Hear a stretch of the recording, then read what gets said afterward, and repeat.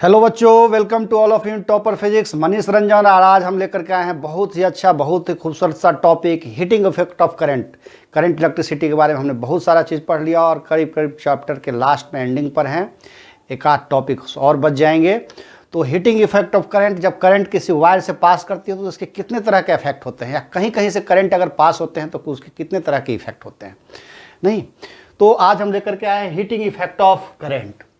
इसमें बोर्ड पर जो लिखा है, when electric current is pass through a wire has like the nichrome has a high resistance and this is transformed into a heat energy. This is called a heating effect of current. नहीं, when an electric current is passed through a high resistance wire like nichrome, then the resistance wire becomes very hot and produces heat. This is called the heating effect of current. नहीं, तुम अपने घर में heater देखते होगे। Heater से जब heater में जैसे प्लग को ऐसे लगा देते हैं बोर्ड में, नहीं कि यार अचानक वो जो है ना, वो जो उसकी जो कॉइल है वो हीट होने लगती है। हीट होने के बाद थोड़ी देर के बाद ग्लो करने लगती है, उसमें से काफ़ी टेम्परेचर निकलने लगता है। तो ये हीटिंग इफेक्ट ऑफ करंट का है। वैसे जब करंट कहीं कहीं से पास करती है, वाटर से करते हैं, इलेक्ट्रोलाइसिस हो जाता है, नहीं उसके मॉलिक्यूल्स को ब्रेकिंग कर देता है। केमिकल्स होते हैं, केमिकल्स भी होते हैं, जैसे बैटरी वगैरह, ड्राई सेल, लेवलांस सेल, ये सब क्लास हायर क्लास में पढ़ना है, क्लास 12 वगैरह में। ठीक है, तो आज हम पढ़ेंगे केमिकल इफेक्ट ऑफ करंट। वैसे इसका बस डिफिनीशन कुछ नहीं है, ये चीज़ कहोगे कि जो इलेक्ट्रिकल एनर्जी है, वो इलेक्ट्रिकल एनर्जी, ठीक है, इलेक्ट्रिक एनर्जी किस में ट्रांसफॉर्म कर जाता है? इलेक्ट्रिकल एनर्जी का ट्रांसफॉर्मेशन हो जाता है, ट्रांसफॉर्मेशन किस में हो जाता है? हीट एनर्जी में। हीट एनर्जी में कन्वर्ट हो जाता है। इसको भी कह सकते हो, ऐसे भी डिफिनेशन लिख सकते हो। एक तो ये भी डिफिनेशन है। तो करंट जिस रास्ते से पास करता है उसमें कुछ अपना इफेक्ट दिखाता है, नहीं तो इलेक्ट्रिकल एनर्जी ऐसे भी कर सकते हो कि when the electrical energy transform into heat energy, this is called the heating effect of current. लेकिन अब कुछ ना कुछ डिफिनेशन चाहिए, तो जो भी चीज़ है ये मुझे बेस्ट लगा, तो इस डिफिनेशन को हमने लिख दिया। तो जितने भी इलेक्ट्रिकल एनर्जी है हीट एनर्जी में ट्रांसफ़र कर जाता है। हाँ, अब उसमें ये चीज़ होती है कि कभी ज़्यादा, मतलब अब क्या होती है कि हीटिंग इफेक्ट ऑफ करंट का ये है कि तुम किसी रास्ते से जा रहे हो और उसमें बहुत सारे ऑब्स्टकल्स हैं, बाधाएँ हैं, तो क्या है, तुमको थोड़ा ज़्यादा मेहनत करना पड़ेगा। ज़्यादा मेहनत करेगा तो ज़्यादा पसीना निकलेगा, नहीं मतलब, तो वही चीज़ है, जब इलेक्ट्रॉन किसी रास्ते से, किसी वायर से, जब इलेक्ट्रॉन किसी वायर से पास करती है तो उसके रास्ते में बहुत सारी रुकावटें आती हैं, ऑब्स्टेकल्स आते हैं। वो एकदम रगड़ रगड़ करके चलते रहता है इलेक्ट्रॉन्स, तभी तो करंट फ्लो करता है। तो इस कारण से अगर किसी का रेसिस्टेंस ज़्यादा है किसी वायर का, तो वो हीट में कन्वर्ट हो जाता है। नहीं, रेसिस्टेंस कम है तो थोड़ा इजीली पास कर जाता है। तो वही चीज़ है, इसीलिए जो हीटर के जो कॉइल होते हैं ना, नाइक्रोम वगैरह के लगाए जाते हैं, जो चैप्टर के एंडिंग में हम पढ़ेंगे। देखो, इस चैप्टर के शुरुआत में हमने थोड़ा chemical effect of current, heating effect of current के बारे में बात किया। फिर हम इससे अब आगे पढ़ेंगे और लास्ट में एक न्यूमेरिकल्स बताएंगे इस पर, तो उससे कंसेप्ट और क्लियर होगा। हाँ, तो इसमें बात आती है कि एक जूल्स नाम के इसमें साइंटिस्ट, जो पढ़ना है सिलेबस में, जूल्स लॉ ऑफ हीटिंग, ऐसा, ठीक है ना, इसमें जूल्स का नियम पढ़ते हैं। नहीं, अब ये सब ऑब्जर्व्ड है, क्या है? ऑब्जर्व्ड, इसको देखा गया है एक्सपेरिमेंटली। ठीक, तो जूल्स साहब ने अपने ये देखा कि अब ये हीट कितना निकलेगा। अब जैसे कोई देखोगे कि सपोज दैट पानी को गर्म करते हो, नहीं, वाटर हीटर होता है, गीज़र होता है, घर में जो इलेक्ट्रिक प्रेस होते हैं, सब हीटिंग इफेक्ट ऑफ करंट के। बल्ब का जलना, हाँ, एलईडी बल्ब नहीं, बल्ब का जलना, जो बल्ब जनरली होती है, तो ये सब हीटिंग इफेक्ट के कॉज है। तब कितना हीट उसमें से प्रोड्यूस होता है, तो इसका कैलकुलेशन कैसे होगा? तो इसके लिए उन्होंने एक दिया कि heat produced in a wire, ऐसा, heat produced in a wire is directly proportional to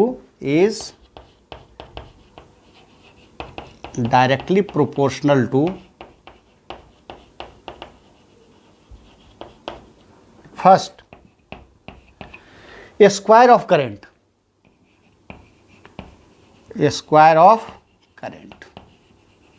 current मतलब इलेक्ट्रिक करंट, इसको हम क्या कहते हैं, आई। नहीं, दूसरा उन्होंने दिया कि ये जो होता है, जो हीट निकलता है, मतलब जितना करंट निकलेगा उसका आई स्क्वायर टाइम्स। दूसरा उन्होंने दिया रेसिस्टेंस का भी डायरेक्टली प्रोपोर्शनल होता है। रेसिस्टेंस किसका, ऑफ वायर। थर्ड टाइम का, टाइम अब जितना देर तक टाइम वो जो पास करेगी करंट उसका, मतलब time, resistance R, time T. ठीक है, तो heat produce in wire, heat को किस चीज से डिनोट करते हैं, एच से। उन्होंने एच कहा। अगर सपोज दैट कोई वायर है और उससे करंट अगर पास कर रहा है, मान लिया 10 सेकेंड 20 सेकेंड के लिए, तो कितना उसका न्यूमेरिकल वैल्यू होगा। ठीक है, तो ये उसका न्यूमेरिकल वैल्यू निकालने के लिए उन्होंने ये इसका फार्मूला दिया। ठीक है, चलो इसको नोट करो अच्छे से। Heat produced in wire is directly proportional to a square of current, resistance of wire और टाइम। देखो अब इसको अगर ऐसे लिखे, H is directly proportional to ऐसा आई स्क्वायर। मैं चाहूँ तो एक बार में फॉर्मूला लिख दूं, लेकिन मैं चाहता हूँ थोड़ा तुम समझो। Resistance of the wire, H is directly proportional to किसका, आर स्क्वायर। ठीक है, और टाइम का, मान ली कितना देर तक करंट उस वायर में, कंडक्टिंग वायर में फ्लो करता रहा, तो H is directly proportional to T। ठीक है, अगर इस सभी को हम देखो, H सब में, H इसका भी प्रोपोर्शनल है, इसका भी प्रोपोर्शनल, इसका भी प्रोपोर्शनल, सॉरी ये है आर का स्क्वायर नहीं। ठीक है, डायरेक्टली प्रोपोर्शनल। अब अगर सबको हम कंबाइंड करेंगे तो क्या ये हो सकता है, H is directly proportional to I square into, into मतलब क्रॉस का साइन है, आर इंटू टी। लिख सकते हैं इसको, यही है ओम्स लॉ। मतलब तुम ये याद रखो कि H is directly proportional to I square R T. ठीक है, इसको जनरली हम लोग इसी तरीके से, तो H is directly proportional I square R T, याद रहेगा। ठीक, तो ये है ओम्स लॉ, क्या कहते हैं, जूल्स लॉ ऑफ हीटिंग। अब H is directly proportional to I square R T. अब ये आया कहाँ से, नहीं ये जो है ना, ये हम एक्चुअली में आया कहाँ से, इसको हम मतलब ये एक्चुअली में यही होता है, लेकिन हम फिर देखेंगे। मैं चाहता हूँ कि तुम लोग का कंसेप्ट क्लियर हो जाए। तो देखो इसके लिए इसको हम प्रूव करेंगे कि कैसे ये हुआ, हाउ ये हुआ, कैसे, हाउ कैसे हुआ। इसके लिए मैं तुमको याद दिलाना चाहूंगा, चलो पहले इसको नोट करो।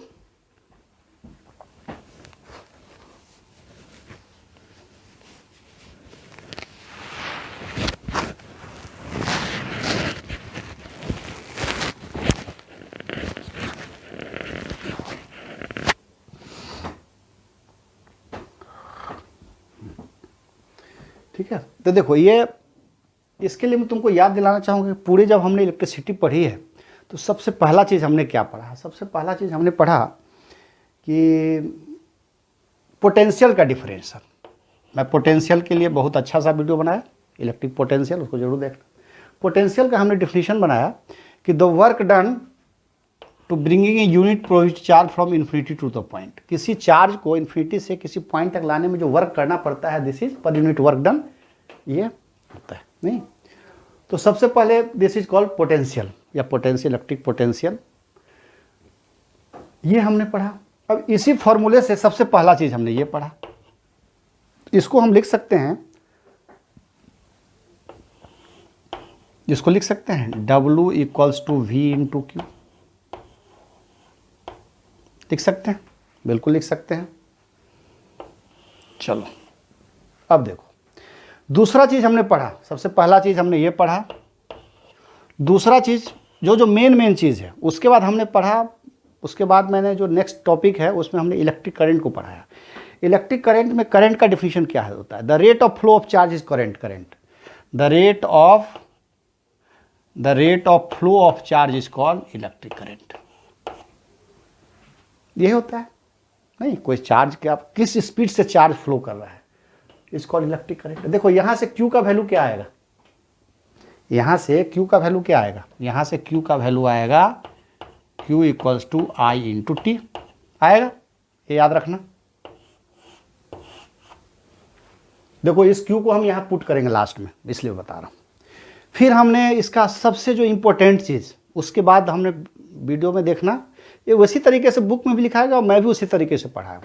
फिर उसके बाद हमने क्या पढ़ा, इंपॉर्टेंट टॉपिक की बात बता रहा हूँ, ओम्स लॉ।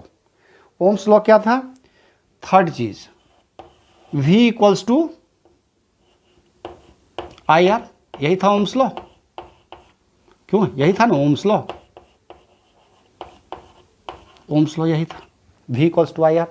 अब देखो इसको भी इस V के जगह पर हम पुट करेंगे, इस V के जगह पर बस, इसलिए अब एक काम करते हैं, अपन सभी को पुट कर देते हैं इसमें वैल्यू। देखो कितना अच्छा, बुक के हिसाब से जाओगे परेशान हो जाओगे, मैं बहुत ही शानदार टेक्निक बता रहा हूँ, ठीक है। अब देखो ये Q के जगह पर इस वैल्यू को पुट कर देंगे, V के जगह इस वैल्यू को पुट कर देंगे, रखते हैं वैल्यू, देखते हैं क्या आता है।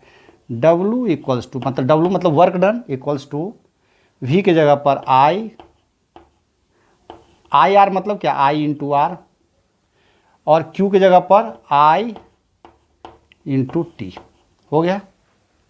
Isn't it clear? अब देखो W इक्वल्स टू, दो बार I है, I इंटू आई मतलब I स्क्वायर, R बचा इंटू आर इंटू टी, आ गया ये चीज़, यही चीज़ तो आ गया, I square R into T. अब क्या होता है कि जो वर्क डन होता है, वर्क डन और एनर्जी दोनों एक चीज़ है। तुम क्लास 9th में पढ़े होगे, the capacity of doing work is called energy. Work कार्य करने की जो किसी की क्षमता होती है, दिस इज कॉल्ड, मतलब वैसी तो है द कैपेसिटी, उसी को तो एनर्जी बोलते हैं, क्योंकि इसीलिए वर्क का जो यूनिट होता है जूल, एनर्जी का भी यूनिट जूल हो जाता है। नहीं हाँ, अब उसमें और आगे पढ़ेंगे, जैसे पावर तो अलग मैटर है, ठीक है। तो जो वर्क डन होता है वो वर्क डन क्या है, वही तो एनर्जी है। नहीं, जो कोई करंट अगर फ्लो कर रहा है, करंट को जाने में, किसी चार्ज को यहाँ से वहाँ तक जाने में पोटेंशियल डिफरेंस के जो वर्क करना पड़ रहा है, करंट को फ्लो करने में जो वर्क करना पड़ रहा है, यही तो है, वही तो हीट में कन्वर्ट हो रहा है। तो ये वर्क डन जो है ना, वर्क डन को क्या चीज़ कहेंगे, ये वर्क डन जो है ना, वही तो हीट प्रोड्यूस कर रहा है। अब कोई वायर है, किसी वायर से, ये वायर है, इस वायर से कोई करंट फ्लो कर रही है, ये तो करंट तो जाना चाह रही है, लेकिन इसके जो मॉलिक्यूल्स हैं, इसके जो एटम्स हैं, इसके जो एटम्स है, वो इलेक्ट्रॉन प्रोटॉन जो भी है एटम्स, वो उसका विरोध कर रहा है, अपोजिट, एकदम रेसिस्टेंस इसको कहते हैं, रेसिस्ट कर रहा है, जाने नहीं दे रहा है। तो उसको अगेंस्ट में करंट जा रहा है, तो उसके अगेंस्ट में वर्क करना पड़ा है। तो वर्क करने से क्या होगा, हीट कन्वर्ट होता है। नहीं मतलब जो इलेक्ट्रिकल एनर्जी है, करंट जाने से हीट एनर्जी में कन्वर्ट हो रहा है, तो जो वही तो वर्क है, वही वर्क तो एनर्जी है। नहीं तो this W is called I, मतलब एनर्जी। नहीं तो इसी को कहते हैं हीट, यही तो हीट हो गया, heat equals to I square R T। और चूंकि ये हीट है तो इसका हीट क्या है, वही तो वर्क है, वही एनर्जी है, इसका भी यूनिट क्या होगा, जूल। ठीक है, याद रखें, ये हीट का, इस हीट का यूनिट जो है ना जूल होता है। तो अब इसको देखो, जैसे बुक में दिया रहेगा ऐसा, इस तरीके से कि मान लीजिए जैसे कोई कंडक्टिंग वायर है, इसमें कोई करंट फ्लो कर रही है, ठीक है, उसका रेसिस्टेंस R है, और इसमें कोई चार्ज, सपोज दैट जो चार्ज है वह अगेंस्ट पोटेंशियल डिफरेंस V के अगेंस्ट में यहाँ से यहाँ तक जा रहा है, ठीक है, चार्ज करंट फ्लो कर रही है। यह कितना देर तक ये सम काम हुआ, टाइम T तक हो गया। नहीं तो वर्क डन इक्वल्स टू हो जाएगा, work done equals to V into Q, ऐसा। फिर ये इसको V की जगह पर ये वैल्यू डाल दिए, Q की जगह पर ये वैल्यू डाल दिए, और ये आ गया फॉर्मूला। लेकिन मैंने बहुत अच्छा बताया कि सबसे पहले तुमने क्या पढ़ा, पोटेंशियल का डिफरेंशियल पढ़ा। ये है पोटेंशियल। पोटेंशियल मतलब क्या, इलेक्ट्रिक पोटेंशियल। देख लेना एक बार और मेरा video. Work done to bringing unit positive charge from infinity to the point is called the potential of that very point. नहीं, चार्ज मतलब work done per unit charge जो भी है। अब इस V को हम ऐसे लिख सकते हैं, वर्क डन बराबर W इंटू क्यू, इससे इसका मल्टीप्लाई हो गया, तो लिख सकते हैं W equals to V into Q. अब देखो उसके बाद हमने पढ़ा था करंट का definition, the rate of flow of charge is called current. तो हमने I बराबर Q upon T, Q equals to I into two, इस Q को फिर यहाँ पर रखेंगे वैल्यू। फिर हमने पढ़ा काफ़ी important topic Ohm's law, V equals to IR, मतलब potential difference is directly proportional to flow of current. नहीं, तो V इक्वल्स टू IR, तो यहाँ पर V की जगह पर हमने IR वैल्यू पुट कर दिया, है ना, और इसके जगह पर हमने IT वैल्यू पुट कर दिया। जब किया तो W equals to I square RT, और जो वर्क डन है वही तो हीट में कन्वर्ट हो रहा है। नहीं, वही तो हीट में कन्वर्ट हो रहा है। इसकी भी हम चर्चा करेंगे लास्ट में थोड़ा सा, ठीक है। तो इसको तुमने देख लिया। चाहता तो मैं एक बार में बस इसी को लिख देता, बस हो गया, इतना ही ज़रूरत थी। लेकिन फिर भी तुमको लोगों को फिजिक्स में इंटरेस्ट डेवलप हो जाए, मेरा काम वही है कि इंटरेस्ट को डेवलप करना और कंसेप्ट क्लियर करना। तो मैंने थोड़ा इस चीज़ को बता दिया। बहुत अच्छा डेरिवेशन। अब बुक के थ्रू जाते तो मान लिया suppose that there is a conducting wire having the resistance R and the charge flowing through this is I, current I, and the charge flowing through Q against the potential difference V for time t second, and so the work done equals to so and so। बस हो गया, फिर वहीं पर work done equals to इतना this and that. लेकिन इस तरीका से मैंने अपने तरीके से बता दिया, बहुत अच्छा, ठीक है। तो चलो इसको नोट करो, और फिर इसको मैं मिटा देता हूँ। फिर उसके बाद एक अच्छा सा इस पर न्यूमेरिकल्स बता दूंगा। न्यूमेरिकल्स बताने से क्या होगा कि यूज आ जाएगा कि H equals to I square RT का हम किस तरीके से यूज करेंगे, और तुम्हारा हमेशा के लिए तुम भूलना भी चाहोगे तो नहीं भूल पाओगे, मैं एक दावे के साथ बोल रहा हूँ, ठीक है। मतलब इतने दिन का एक्सपीरियंस के आधार पर बता रहा हूँ। तो इसको नोट करो, इसके बाद एक न्यूमेरिकल्स बताएंगे, अब फिर उसके बाद हम एक एप्लीकेशंस भी बताएंगे, ठीक है। ओके, चलो नोट करो इसको जल्दी से।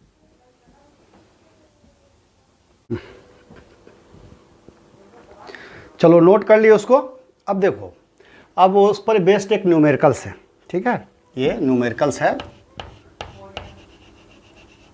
ठीक है। A potential difference of 250 volts is applied across a resistance of 500 ohms in an electric iron. Calculate current and heat energy produced in joules in 10 seconds। नहीं, क्या कहता है ये कि एक पोटेंशियल डिफरेंस कितना का है, 250 वोल्ट्स। मैं शुरू में ही बताया कि किस चीज़ से यूनिट से पकड़ेंगे, ये जो है ना V का वैल्यू है। Is applied across A resistance of 500 ohms, ये R का वैल्यू है, ठीक है ना। इन एन इलेक्ट्रिक आयरन, मतलब क्या है, इलेक्ट्रिक आयरन है। मैं बताया कि हीटिंग इफेक्ट ऑफ करंट क्या होता है, जब करंट किसी वायर से पास करता है नहीं, तो उसके जो इलेक्ट्रिकल एनर्जी है वो हीट एनर्जी में कन्वर्ट हो जाता है। जो इलेक्ट्रिकल एनर्जी हीट एनर्जी में कन्वर्ट होता है, और फिर जो हीटर रेड कलर का दिखने लगता है। इसको भी हम नेक्स्ट टॉपिक में एक छोटा सा वीडियो बना करके उसको अच्छे से एक्सप्लेन करेंगे। चाहो तो इसमें भी कर सकता हूँ, लेकिन थोड़ा लंबा वीडियो हो जाएगा, उसमें और शॉर्ट में करेंगे तो और अच्छा लगेगा, ठीक है। तो इलेक्ट्रिक आयरन कैलकुलेट, तो कहता है कि बताओ कि उस इलेक्ट्रिक आयरन में करंट कितना गया। हमको क्या निकालना है, हमको फाइंड करना है करंट, मतलब उस आयरन में करंट कितना जा रहा है। दूसरा चीज़ फाइंड करना है heat energy produced in joule in 10 second, मतलब हीट एनर्जी मतलब H भी निकालना है। नहीं, अभी हमने तुरंत पढ़ा है इस न्यूमेरिकल से पहले एक best joules law of heat. नहीं, मतलब जूल्स का नियम अभी हमने पढ़ा है हीट का, कि कैसे इलेक्ट्रिकल एनर्जी हीट में कन्फर्म करता है, किस फॉर्मूले से, H is directly proportional to I square RT, इसी से, नहीं इसी से।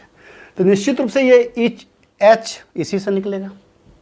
इसी H में हम ये वैल्यू पुट करेंगे तो यहाँ से निकलेगा। तो इस H का वैल्यू निकालने के लिए क्या क्या चाहिए, I स्क्वायर का वैल्यू चाहिए, I का वैल्यू चाहिए, R का चाहिए, T का चाहिए, ठीक है। T भी देखो यहाँ पर दिया हुआ है, ये T 10 सेकेंड्स। मैं हर न्यूमेरिकल्स में एक चीज़ बताता हूँ कि जस्ट लाइक मैथ्स की तरह पहले देखेंगे कि क्या क्या दिया गया है, गिवन नहीं, गिवन, फिर उसके बाद हम गिवन से सब वैल्यू को एक जगह नोट कर लेते हैं और फिर ये फार्मूला लिख करके उसमें हम उस वैल्यू को पुट करते हैं नहीं। तो सबसे पहले लिखते हैं गिवन। गिवन देखो, ठीक है, गिवन में क्या है देखो, क्या जो जो दिया गया है सबको नोट कर दो। क्या दिया गया है, ये क्या चीज़ है, V है, V इक्वल्स टू 250 वोल्ट्स, ये V। ये क्या चीज़ है, रेसिस्टेंस है नहीं, ये जो है ना ये R है, रेसिस्टेंस। R का वैल्यू 500 ओम्स, ऐसा, ठीक है। उसके बाद क्या निकालना है, मुझे करंट निकालना है, मुझे निकालना है करंट निकालना है। और क्या क्या दिया गया है, हीट एनर्जी, हीट भी निकालना है मुझे नहीं, H भी निकालना है, ये भी निकालना है। इन जूल इंटेंस, और T का वैल्यू दिया है 10 सेकेंड्स, 10 सेकेंड्स, ठीक है। इतना सारा चीज़ दिया हुआ है। अब देखो H निकालने के लिए अगर इस H का हम वैल्यू पुट करते हैं तो मुझे R दिया हुआ है, इसका वैल्यू दिया हुआ है, R का वैल्यू, T का भी वैल्यू दिया हुआ है नहीं, T का भी वैल्यू दिया हुआ है। खूब अच्छे से देखो, मेरा उद्देश्य है न्यूमेरिकल से तुम्हारा क्या कहते हैं, चिर परिचित कराना, मतलब जान पहचान बढ़ाना। ऐसा नहीं, ऐसा मत समझना कि गहराई में, तो जब 11th-12th पढ़ेंगे तब थोड़ा और डेप्थ में जाएंगे, वो सही मायने में। लेकिन फिर भी ये बहुत बड़ा काम होगा, तुमको ये फार्मूला समझ में आ जाएगा, इस फार्मूला पर बेस्ड तुम न्यूमेरिकल्स भी बना दोगे, 10th के लिए तो तुम एक्सपर्ट हो जाओगे, ठीक है। तो देखो, और यहाँ पर R का वैल्यू दिया हुआ है, T का, I का वैल्यू नहीं दिया हुआ है। तो हम क्या करते हैं, इसका वैल्यू निकालने के लिए, H का वैल्यू, I का वैल्यू निकालते हैं। I का वैल्यू निकालना है तो फार्मूला याद करो कि जिसमें V और R हो, कौन सा यूज करेंगे फार्मूला। सबसे पहले हम V equals to Ohm's law से, ओम्स लॉ से क्या, V इक्वल्स टू IR हम जानते हैं, बिल्कुल जानते हैं सर, ठीक है। अब देखो हमको I का वैल्यू निकालना है, तो I इक्वल्स टू क्या होगा, ये V के नीचे R आ जाएगा नहीं, मतलब I इक्वल्स टू हो गया हमारा, यहाँ से देखो I equals to V upon R। V का वैल्यू कितना है, 500 ओम्स में रखने की ज़रूरत नहीं है क्योंकि लास्ट में तो यूनिट करंट का लिखेंगे। R का वैल्यू कितना है, सॉरी V का वैल्यू है, ठीक है, V का वैल्यू है देखो 250 वोल्ट, और R का वैल्यू है 500, बिल्कुल 250 का दुगुना है 500, 2 हो गया। I का वैल्यू हो गया 1/2 मीन्स 0.5, मतलब मेरा जो निकला I का वैल्यू, वो क्या निकला, I का वैल्यू निकला मेरा I इक्वल्स टू 0.5, क्या है यूनिट इसका, एम्पियर, तो एम्पियर, ये I का वैल्यू निकल गया 0.5 एम्पियर। चलो एक चीज़ तो निकल गया, ठीक है, 0.5 एम्पियर। अब देखो, अब ये वैल्यू निकल गया हमारा, तो अब हमको H का वैल्यू निकालना है। चलो जूल्स लॉ यूज कर दो, H इक्वल्स टू यूज करो, H equals to I square RT, H equals to I square RT लिख देना by Joule's law. I square मतलब इंटू क्रॉस का साइन है, मल्टीप्लिकेशन है। चलो इसका सबका वैल्यू पुट करते हैं। I का वैल्यू कितना है, 0.5, तो 0.5 का ऐसे कर दो स्क्वायर। R का वैल्यू कितना है, 500, T का वैल्यू कितना है, 10 सेकेंड, 10 सेकेंड हमने लिख दिया। इसको 2 बार मल्टीप्लाई करोगे तो 5 5 जा 25, 0.25 इंटू 500 इंटू 10, ठीक है।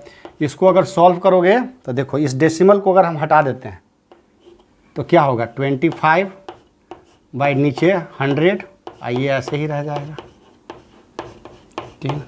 देखो ये 0 से 0 कैंसिल, क्या हो गया 25 5 जा 120